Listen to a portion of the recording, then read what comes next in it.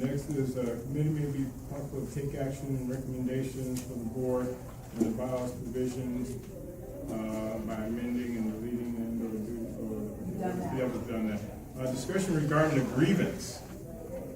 Okay, my copy of the grievance only starts on page 7.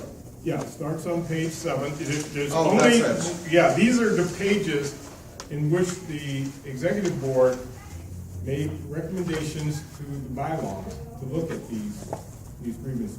And these were the pages that, and I just separated because I didn't want to bring the whole document because the rest of the document was upheld. So, starting with page 7, I guess it's grievance number 8. In the bylaws, it is not the residential property owners or definition stakeholders are therefore eligible to vote and run as a candidate at large.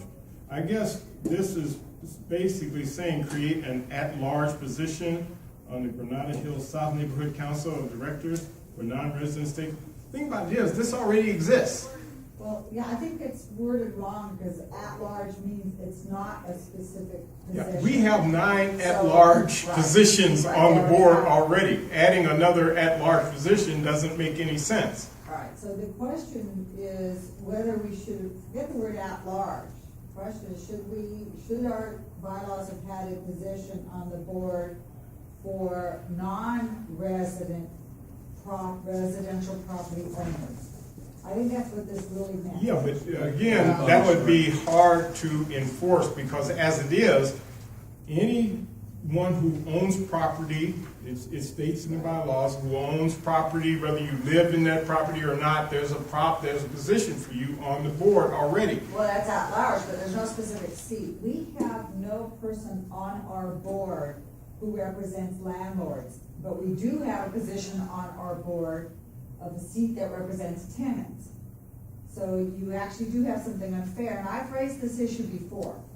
I represent commercial property owners, which could be using or renting. Yes. But that's commercial property. That's totally different from residential property landlords. You have a landlord position, you have a renter position on the board, you do not have a landlord position on the board. The people who own apartment buildings in Granada Hills are not represented by any specific seat, even though you have the tenants represented by a specific seat.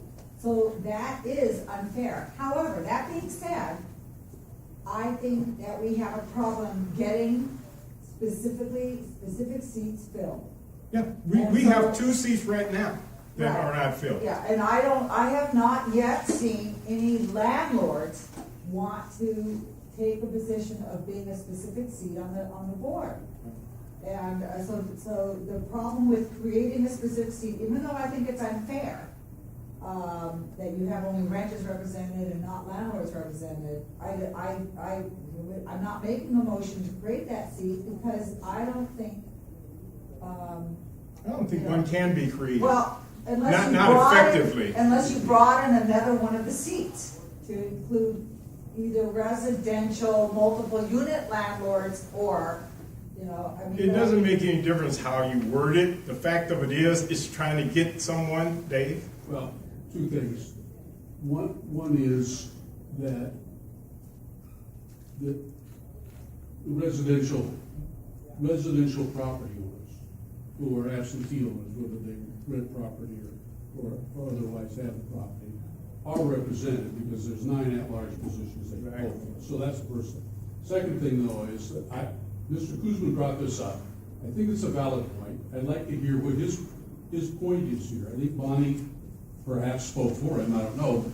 Mr. Kuzman, I'd like to hear what you have to say. Bonnie said it very well. Okay. That, the landlords are not represented. They could have a specific seat. I don't know how critical it is to the operation, but I do know that there's a lot of, I contacted a lot of the absentee homeowners, and some of them actually own one property in the area and own a rental property in the area too. So not only is their principal residence here, but they also own a rental property in the boundaries as well. So I think there's a lot of opportunity to get those people involved, and I'm sure they would be more than happy to, represent that group. Go ahead, Joe. Okay. I remember when we established all the different groups at the very beginning, and we kind of included, I specifically remember including us, the non-resident homeowners. We included them in the commercial group because they acted like in that way, even though it wasn't commercial property. At that time, we didn't have that many of them really. So we were included Can on I the just ask a discussion. question? You have the complete bylaws there, right? Yes. Can I ask you to read the homeowner's definition to start with? Okay, and before you do that, I wanna mention that the original homeowner definition just said owns a house in an area.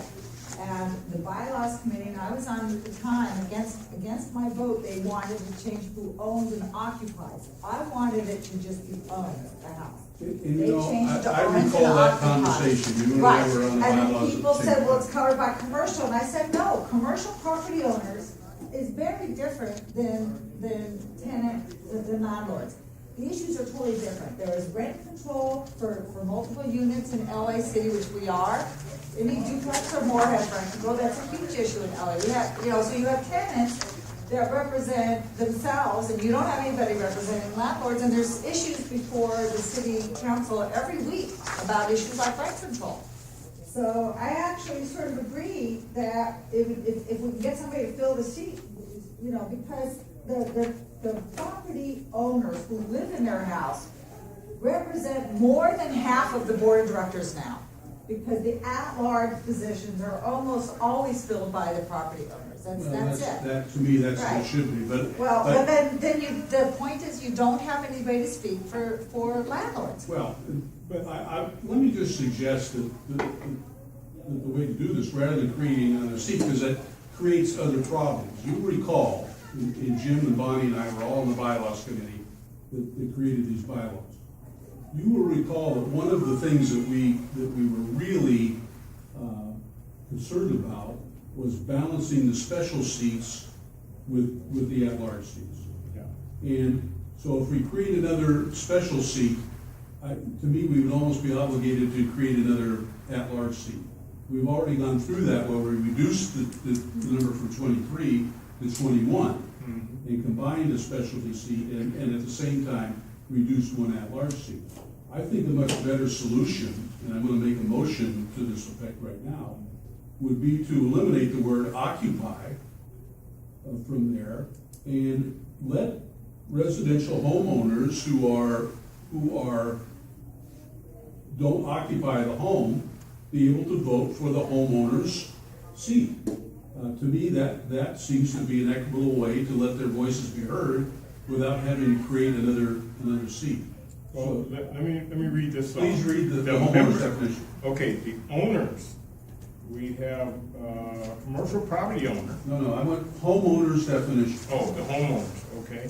Homeowners directory, stakeholder who owns and lives in a residential dwelling, condominium, townhouse, or apartment within the boundaries of the neighborhood council and who is 16 years or older. Eligibility, stakeholder who owns, lives. See, it's an option. Hold on, to strike the Eric, words hold on. Eric, can you look at the date on the last page of the bylaws you're looking at? Yeah, it's 1/26/2014. Okay. Because I have something totally different on Well, my then, copy. yeah, you have to go to. 1/26/2014. I have it reads differently than you read it. What do you have? What do you have? Mine reads, this director shall own and live in a residential dwelling, condominium, townhouse, or apartment located within the boundaries of the neighborhood council.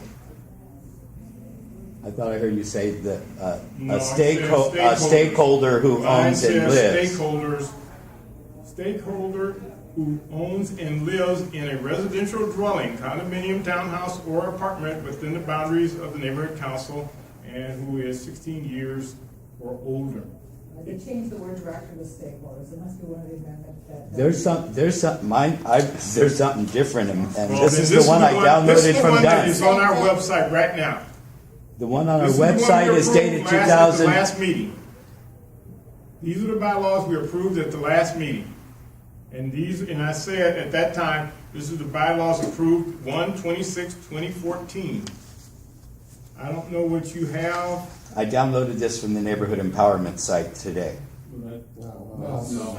Because That the might one, be your problem. no. I went to the website for the council first, and that was the 2012 version that was still up there. Well, I know I posted it and I got a confirmation from Dunn that they had the new rules and bylaws and it was confirmed. That doesn't mean they posted that. It doesn't mean that they posted it. I don't know why they wouldn't have. So I second the motion by Well, David. let me make it incompletely Want to strike the fine. word "and live"? Yeah, I want to strike the word "and lives" from, Oh, you're looking at Definition. that. I'm looking at the actual bylaw here, number 6. No, these are elected positions. Those are the eligibility for the seat. This is the bylaw Yes. here, All right. number 6, Well, then item it's in two B6. locations. It's, this director shall own and live in a So residential there's dwelling inconsistency comprised of between. No, not necessarily. Little I'm bit. just reading a reads a little different page. We're just reading a different Yeah. page. Okay, homeowners, this director shall own or live in a residential dwelling, condominium, townhouse, or apartment located within the boundaries of the neighborhood council. Does it say own and live? Yeah. And live. All right. my so- motion is to strike the words "and live." I second it. No, well, everybody's got it. Okay, the argument, it's a seconded motion. My reason to agree with David is that homeowners, no matter what, are gonna be represented. The people who live in their houses and own their houses are well represented on the board. As a matter of fact, I think that of all of our board members, 75% of our board members live in a house in Granada Hills, so you will not be unrepresented. But to not have an absentee landlord represented is unfair under the circumstances when you have a place for renters. And commercial property only has one seat on the board that represents all of the commercial property in Granada Hills. So to change that to say, landlords and commercial properties, because it's two different things, would be basically to cut out commercial property completely, because residential landlords and commercial properties have completely different interests. You only have two seats on the whole board that have anything to do with business. One is commercial property owner, and the other one is business owner. And when you want to cut that in half and change it, when homeowners are well represented, and I agree with David that we should go back to the original definition before they added the words "and live," and just say "own," because if you own residential property in Granada Hills, you have a stake in anything that deals with residential property. You're gonna care about a lot of things. You're gonna care about the beautification. You're gonna care about the Verizon things that get put right in front of a house. You're gonna care about, all kinds of issues. And it's not fair to say that just because somebody is a landlord that doesn't live in one house, that he's not gonna care, because a lot of our single-family residences, if there's a landlord to it, the guy probably lives next door in the other house. Yes, Jim? Well, I tend to differ. I think there's a big difference between somebody who lives in their house and somebody who owns a house they rent out. It's a huge difference to me, and I remember discussions on this, and that's why we put it in at that time. And although we have, like you say, 75% of the board may be a home owner, the truth is, there's like 90% of the properties are homeowners. So it's more representative like that. We're still not excluding people. I think you can count, I think 90% of our board members are homeowners. What I'm saying is that homeowners are gonna have the same issue. Every time they put a bond issue on the ballot, it's gonna affect every homeowner. Every time there's anything dealing with Prop 13, any kind of tax, anything, it affects every homeowner, whether you live in the house or not.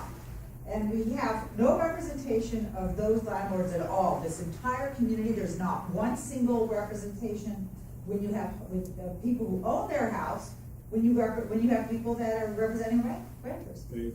Well, whatever the number is of people that are on the board that own their own homes, to me, that's as it should be. Yeah. you know, that's the backbone of the community, is the people that own and live in their homes in the area. The reason I made this motion is a matter of equity. I don't believe that it would be fruitful to create a separate position, because I'm not sure it would attract anyone to that position. However, I do believe that as a matter of equity, those voices, if they want to be heard, should have an avenue to be heard. What it means, all it means is they would be eligible to vote for the homeowner's position and be represented by the homeowner's position, you know, on the board. That's what it means. So, to the extent that there is a significant, I won't say substantial, but a significant number of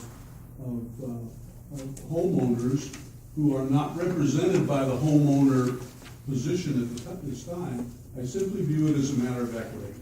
And I don't know how many there are, but I don't believe that the interest would be there to create that position. That's why I offered the amendment, and that's all. I have one more thing to say in favor of it. It doesn't mean that you will ever have a landlord win. If you have an election and you have a person running as, I'm a homeowner and I live here, and somebody else running and saying, I'm an absentee landlord, and you have that election, that absentee landlord is most likely never gonna win.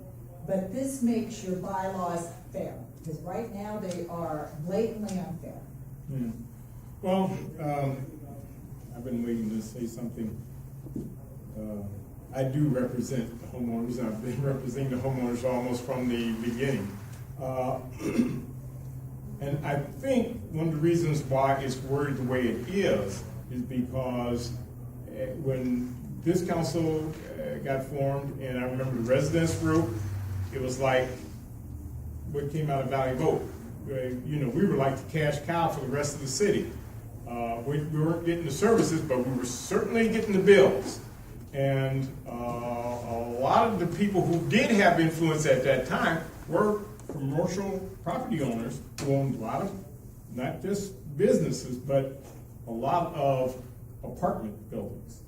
And they were getting a bigger say with the city than the residents, than single property owners, single homeowners. And I remember one of the reasons, but at the same time, I'm looking at what it says by at large. And I believe that if a property owner who owned apartment buildings, if they really wanted to be represented, they've got 9 chances to be represented, yet none of them showed up. And the other thing is that I noticed by going to the bank meetings, there are people who own residential apartment buildings and everything else all over the valley, in fact, all over the city, and they technically are part of several neighborhood councils, and they're throwing their influence around. So it's not like they're not represented. Believe me, if they want to be represented, they've got so many chances to be represented by those 9 directors who they could get any number of seats. And yet they don't show up. They have not shown up ever. You mentioned the fact that they're not represented. They're not represented because they're not running. There's no seat for them to run. There is. At large means anything. Who shows up at our meetings for parks unless they come here to ask for money? Who shows up here at our meetings for youth? And who's been showing up for residential property owners? Who's been showing up for them? They could be here. Nobody is telling them not to. They're all here. I'm saying that you have bylaws that are unfair. They've been unfair from the start. You have renters represented. Your bylaws are unfair. Whether it passes today or not, I don't really care. Don't say your bylaws, say our bylaws, because you helped write these bylaws. When you look at me and say your bylaws, it's like I wrote it. I did not. You did. I've complained about this from the very start. And you should have complained louder. Why I'm out. Okay? It's blatantly unfair. If you want to keep unfair bylaws that take out an entire section. There are no such thing as totally fair bylaws. That's why they're bylaws. You just said that these people you don't want them heard because they're too loud. So you want to make sure there's no seat for them because you're afraid they're too loud. Mr. Guzman. Okay. Yeah. But it's one seat, and they probably won't ever win anymore. I'm going to kind of general comment this in, because at the end of the meeting, you have your board members go and give their individual reports. And we have these 11 specialty seats, and each one of these people needs to give a report, and I would hope that they're... I'm just saying, when they go around the room, at the end of the meeting, and you They're go, just comments. They're I know, board member but I'm comments. saying, hopefully the faith-based person tells us about something he did, and the community organizations director tells us that they did something, meaning, letting us know what these specific position seats did over the last month, if anything. I mean, I don't expect these seats to have something every month, but I look at the fact that on our election we only had 2 votes for Parks and Cultural Arts. Nothing personal, Anthony. But why do we have that seat? If we only could get 2 people to come out and vote for it, we don't really get reports about what's going on there and what's happening there. Why don't we eliminate that seat and make that the non-owner seat, and you don't have to create your new at-large seat? The other thing that I want to say is, if you were going to incorporate it into the homeowner's seats, there's something called an apartment owners association, and I would think if I were a person holding this position and wanted to know what's going on with the apartment owners, I would go to that meeting and I could tell people, yeah, this is what they're doing. These are their issues.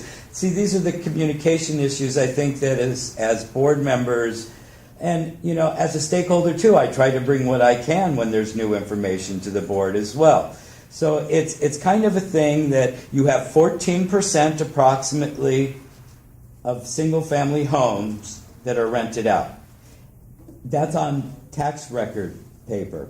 The realistic figure is probably higher than that because many of the homes are rented to relatives, and therefore the home ownership on the tax records was not changed to reflect a different occupant. So you've got 14% for sure, maybe 20 to 25% in reality. So that's a significant portion of your residential property owners group. So I just wanted to mention that as a statistic. Call for the question. Okay. All in favor of striking the homeowner's definition as it reads, shall own and live. In other words, striking the and live from the language of the homeowners. All in favor of that motion, raise your hands. All opposed? Okay, Bonnie, good try. Thank you very much, Dave. Motion That's a bit of trouble. denied. Okay. Don't try. Now, back to the Who position. made that I made a motion? motion, Bonnie. Dave did. I seconded. So, since we're not doing anything with that on number 8, no It was what, actually number 7, I think. no action. It says 8, but it was really 7. Yeah, well, no action on that. The next is, Oh, no. What? Well, I have Granada Hills Neighbourhood Council And it pen, doesn't work. and it's not working. okay, I may have another one. I No, know. really, I'll tell you, I was to never get pens for my business because they either leak or they don't work. Try this one. That one work? First. Failed. Okay, use of the ENS as dictated by Dunn policies, monitor the neighborhood council specific data and information on the Dunn webpage to ensure accuracy, submit. Basically, this is something we're already doing, and as a matter of fact, I gave handouts that we will incorporate, so this action is actually being taken. Well, Mr. Sheriff, I maybe heard. Yes, I think the and it is in our bylaws, by the way. It's already in our bylaws. where's It's on page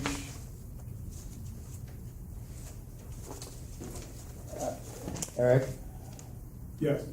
you can go on. You've corrected the problem. ENS notices are now going out. It's a non-issue anymore. But it is already on page 4 at the top. Utilize the early notification system to inform the council on matters involving the city. So it's on page 4. All right, step number 8. Very good. Okay. Next up is page 9, grievance 9. Remove the president from the board of directors. That's not gonna happen, he's done, it's moved. Yeah, sure He's no is. longer president, moved. When it happened. Yeah, Are we on number 10? Well, he just, that's number 10, yeah, the numbers are wrong. Well, I'm just reading what's here. Page 9, grievance number 9. Board recommends that we, But I think it should be number 10. well, I'm looking at, no, No, it's 9, no, it's 9. it's 9. There's one on the page, it's page 9, number 9, violation number 9, it's Yeah. just numbered wrong. But I also want to speak to this, as a member, as an elected member of the South Council, you are allowed to use your title as such at certain meetings. As a matter of fact, the city council downtown says, if you are coming there to speak on a matter that represents your South Council, you are allowed an extra 2 minutes to state your case. And these are for neighborhood council members and representatives. So, to me, that matter is mute, no action needs to be taken. Yeah, you're right, a board member is authorized and allowed to say, I'm a board member of this council, and my opinion is, as long as you don't act like you're stating for the entire council. Exactly. So You're allowed far to as do that. to make that even further. And that is, a former board member can certainly introduce themselves as past board member, Yes. or past president, or past secretary of the council, and that's perfectly legitimate at any meeting. Yeah, And so long as they do not represent that they are representing an Yeah, point of official view. position Yeah. of the council. And, Mr. Kuzman's objection to this was that I identified myself on a letter that was on Old Granada Hills Residents Group stationery. I identified myself as both president of Old Granada Hills Residents Group and of Granada Hills South Neighborhood Council, which at the time was a fact. And I did not represent in the letter in any way that I was representing the neighborhood council's position. Those are the facts. I don't have a problem with, putting something in the standing rule, but I just don't think it's necessary. no, I don't think so either. Mr. Kuzman, you had something to say just now? Yeah, it's not about announcing your affiliation. It was about putting it in writing in a document that was commenting on a community issue within the council's jurisdiction. Again, Okay, what but was the point? council had not voted to approve the statements in that letter, which could have been construed to have been from this council as well as the rest.